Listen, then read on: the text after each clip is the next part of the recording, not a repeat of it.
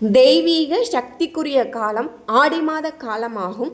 நோய்களை தடுக்கும் மாதமும் இந்த ஆடி மாதம் ஆகும். தெய்வீக சக்திகளை இயற்கையோடு இயைந்து வணங்குவது முறைப்படி இந்த ஆடி மாதத்தில்தான். அதனால்தான் மிகவும் சிறப்பானதாக ஆடி மாதம் கருதப்படுகின்றது. ஆடிப்பூரம் நட்சத்திரத்தில் பார்வதி தேவி பிறந்ததாக ஐதீகம்.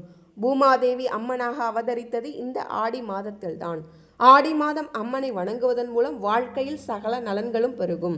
இந்த புனித மாதத்தில் அம்மனின் அருளை பெறுவதன் மூலம் வளம், வெற்றி மற்றும் மகிழ்ச்சியும் பெறலாம்.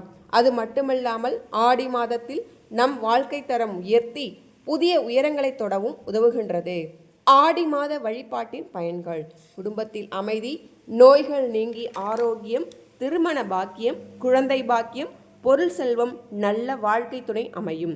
ஆடி மாதத்தில் செய்யப்படும் வழிபாடுகள்: கூழ்வார்த்தல், விளக்கு பூஜைகள், பூக்குழி இறங்குதல், அம்மனுக்கு அபிஷேகம் செய்தல், அம்மனுக்கு விரதமிருந்து வழிபடுதல், அம்மன் கோவிலுக்கு சென்று வழிபடுதல். அனைத்துமே அம்மன் அருளால் நடக்கின்றது. வாழ்க வளமுடன், வாழ்க பல்லாண்டு.